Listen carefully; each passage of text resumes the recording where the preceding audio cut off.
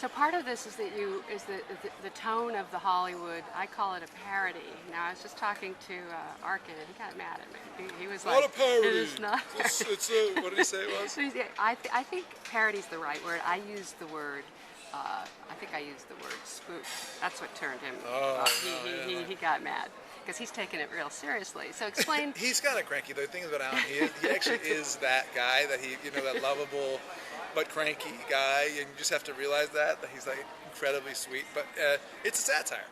It's a spoof. It's a satire. It's a parody. You can call it whatever you want. I'm not going to jump down your throat. It's. But he says it's dead on accurate, which, by the way, it is. You know what though? That's why he and John are so good, because they don't play it for comedy. And so I said, like, when they first got on it, we can't wink at the audience, we can't be cheeky, we can't be cute, and if there's a joke that at all ruptures the fabric of the kind of realism of the movie, I'm going to lose it. I'm never ever going to go for comedy. I'm always going to go for realism, particularly with this thing. So, and he and John both, like, I realized they didn't really know how to play comedy in that sort of goofier way anyway. They just played it real. If it was funny, it was funny. If it wasn't, it wasn't. And they made kind of some of these outrageous lines seem more plausible than they read on the page. So, by the way, with Tony Mendez back there, you opted not to go Hispanic with him. You know, Tony is not like, I mean, I don't know. There's all sorts of ideas of what a Hispanic person looks like. Obviously, there's varying degrees of, you're Latino, you have brown skin. Tony does not have particularly brown skin. I mean, you go to Spain, people look Spanish.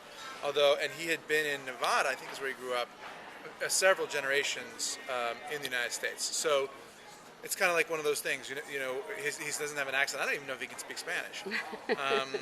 So it was one of those things where he's sort of race blind casting. Certainly, if it worked to my benefit. Well, here's a question I have about what's going to work for the film's benefit or not, and it is, as the case may be. Are you obviously world events have taken over in a big way, and sometimes that's a good thing. Sometimes it's not. Sometimes a movie becomes too close to reality. You had no idea, did you? Yeah, certainly not. I mean, naturally. It's set in 1980. Yeah, it's set in 1980, and this is a movie about history that we made. Now, what I didn't want, and what I do think would be a problem, is if the film were politicized. I wanted to make a movie that people I knew were Democrats, people who were Republicans could like, and that wasn't being politicized internationally. We get to root for the Americans for exactly, once, and for the CIA. But I also, I anticipated that there were some aspects of the movie and I wanted them to be resonant to the Green Revolution, to the Arab Spring, to what had happened where, in Egypt, where this revolution had taken hold against an ally of the United States, and there were questions about what we would see. Well, that had already happened, and that was the same as what had happened, in 1979, 1980. Naturally, I didn't anticipate, or did anybody, that what would happen in Benghazi, that tragedy, and the terrible stuff that was happening in Egypt around the embassy. That just, terrified me as much as anybody, and it made me sad that, history really was repeating itself, and it didn't seem as though we had come very far necessarily. The reason why I'm proud of this movie, and I am glad that it's coming out, is because it's really a tribute to diplomats who work overseas and put their lives in danger.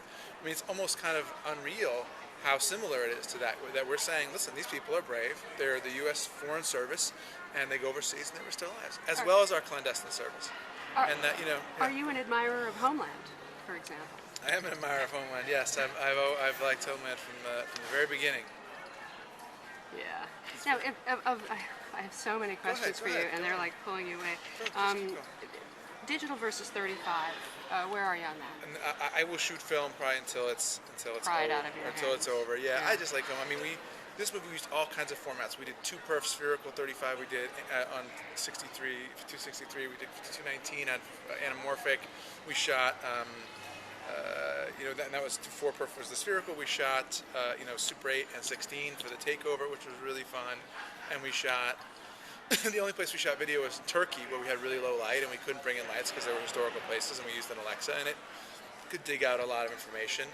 But it looked very sharp and very crisp to me, and I don't like that. I like some separation between the audience and the screen. There's the illusion of cinema. It's motion blur. It's the glass. It's the photochemical process that happens, emulsion being burned on a strip of film, that makes it feel to me a little bit more magical and distant and real, paradoxically.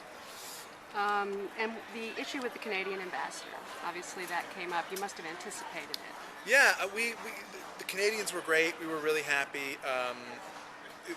He didn't. I contacted Ken Taylor who I thought lived in Toronto but lived in New York after the premiere, and talked to him about the movie. And he said, and there had been a card actually from his book at the end that said Ken Taylor went on to be recognized and blah blah blah. And he said, I'd heard about these cards. It's not really about me. And I said, well, tell me what is important to you about the story because I consider you to be a hero. You saved people's lives, He's Americans' still a hero lives. in the movie. Yeah, and he's very heroic in the movie, and that's all depicted fairly. He just said, I want this to be about international cooperation. I want this to be the spirit of cooperation. They did it together. I said, that's great. That's a great idea. I'm gonna do that. Luckily, we hadn't made the prints and stuff, and we were able to put a card on that said exactly that. And it makes me glad and relieved that I was able to get this in under the wire, because it's important to me. It's Tony's story, granted. It's seen through Tony's eyes. There's a bit of a Rashomon in it. And it's also a rewrite of history, the way it was presented, Yeah, and it's so it takes a little bit away from the Canadians. And I don't want anyone to feel like we're taking anything away from the Canadians, because some of the sins you commit when you make a based on true life movie is the sins of omission. Right. So it's like we don't show the Canadian Parliament voting on to give them passports, which they'd never done before. We don't show Pat Taylor getting cash from her people she worked with to get the tickets. Just because when you make a movie, you cut things out. You don't have time, Right. And but I don't want anyone to think that we're not grateful to Canada, that we don't respect Ken Taylor, or any of that stuff. So the other thing that a lot of us have been talking about is the relationship between directors and their DPs. Why Rodrigo Prieto? I worked with Rodrigo on State of Play, and so I knew that it's really important to me what kind of person you are, what the rapport is, like the way you behave, because you make an imprint on the set. I want people who are respectful to others and who get the process and who are really cool and fun to work with. Also, Inarritu is one of my favorite directors. I mean, I think he's brilliant. I think he's the best at making something feel real on screen. It's incredible. You think so too? So, and Rodrigo shot all his movies. So I thought, well, I get Rodrigo, I can steal a little bit of that Inarritu magic. In truth, you look at his stuff, it's amazing, and I'm really proud of what Rodrigo did. I have one more question. Oh yeah. So The Insider, Michael Mann, Sidney Pollack, these are some of the names that come to mind in terms of perhaps precursors of this film. Am I in the right track? Yeah, to me, this movie is really rooted in the kind of classic films of the 70s. Those are the movies of the late 70s. Well, all throughout. I mean, Sidney Pollack, Alan Pakula, Sidney Lumet, and obviously Scorsese, and I mean, there's just so many. It was such a rich. But it's period. the naturalistic, realistic Absolutely. mode. Yeah. Absolutely. Yeah. Absolutely. And then the other. Okay, I know. But now I'm being called the one